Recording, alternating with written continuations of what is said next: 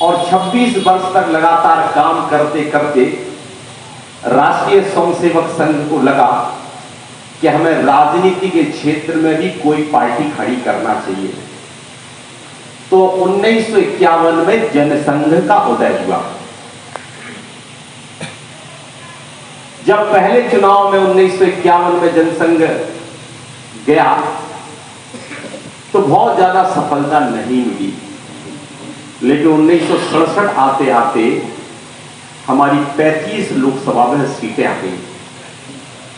उस समय डॉक्टर श्यामा प्रसाद मुखर्जी और पंडित दीनदयाल उपाध्याय जी ने अपने शरीर का तिल तिल जलाते हुए जनसंघ को और विचारों को आगे बढ़ाने का काम किया। हम सब जानते हैं कि 77 के चुनाव तक आते आते हमारा जनसंघ जनता पार्टी में विलय हो गया। उस समय देश को आवश्यकता थी कि कांग्रेस की जो तुष्टीकरण की नीतियां हैं,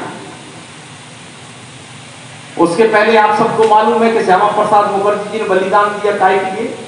कश्मीर के अंदर 370 धारा जो कहती थी कि एक देश में 2 विधान 2 प्रधान 2 निशान नहीं रहेंगे, इसके लिए डॉक्टर श्यामा प्रसाद मुखर्जी जी ने अपना बलिदान दिया।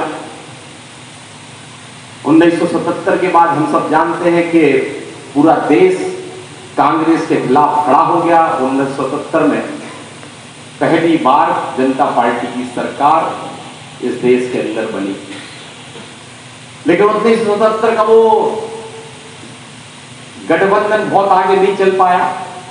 उस समय भी ये विषय आया कि राष्ट्रीय स्वयंसेवक संघ को जो जनता, इस बात को उस समय के नेतृत्व करता, चाहे अटल बिहारी वाजपेयी जी हो चाहे लाल कृष्ण आडवाणी जी हो, उनने कहा ये हो नहीं सकता क्योंकि राष्ट्रीय स्वयंसेवक हमारी मातृ संस्था है, हम उसके बच्चे हैं। और फिर 1906 अप्रैल 1980 को भारतीय जनता पार्टी अस्तित्व में आई।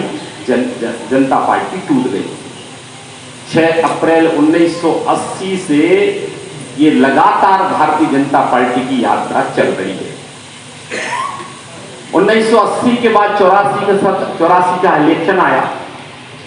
इंदिरा गांधी जी का आप सब जानते हैं, उस समय 1984 में जिस तरह का दृश्य बना, केवल 2 सांसद भारतीय जनता पार्टी के जीते। राजीव गांधी ने पार्लियामेंट के अंदर कहा था, हम 2 हमारे 2, ये भारतीय जनता पार्टी हमसे क्या मुकाबला करेगी, जिसके 2 सांसद हैं, हम 2 हमारे 2, ऐसा करके उस समय अटल बिहारी वाजपेयी जी खड़े हुए थे। उन्होंने कहा था कि आज कांग्रेस के लोग जो हम पर हंस रहे हैं, एक दिन ऐसा आएगा शुक्ला जी कि कांग्रेस के लोग रोएंगे और भारतीय जनता पार्टी अपना गर्व से सिर ऊंचा करके लगातार आगे बढ़ेगी। ये आप सब कार्यकर्ताओं की मेहनत के आधार पर 1980 से चलकर ये यात्रा जब 2024 में आती है, यदि हम उसका जिक्र करेंगे, 84 के बाद 90 का चुनाव आया। 90 में 4 सरकारें हमारी बनी, लेकिन राम मंदिर का मुद्दा भी इस समय आया और उसके लिए आडवाणी जी रथ यात्रा सोमनाथ से अयोध्या के लिए निकल पड़े। और आप सब जानते हैं, हम लोग उस भगवान श्री राम मंदिर के निर्माण के लिए अपनी 4 सरकारें कुर्बान कर दी, किसी ने उफ तक नहीं की। और पुनः एक बार राष्ट्रीयता का और हिंदुत्व का विषय लेकर आगे बढ़े। हम सब जानते हैं लगातार 1998 में अटल बिहारी वाजपेयी जी के नेतृत्व में, लगातार आडवाणी जी के नेतृत्व में, जब हमारे 2 सांसद हुआ करते थे, उस समय भी हम लोग कहते थे, क्या कहते थे? अटल आडवाणी कमल निशान मांग रहा है हिंदुस्तान। 2 सांसद जरूर थे, लेकिन उस समय के कार्यकर्ताओं का मनोबल कितना ऊंचा था कि हम उस बात को कहते थे, अटल आडवाणी कमल निशान मांग रहा है हिंदुस्तान।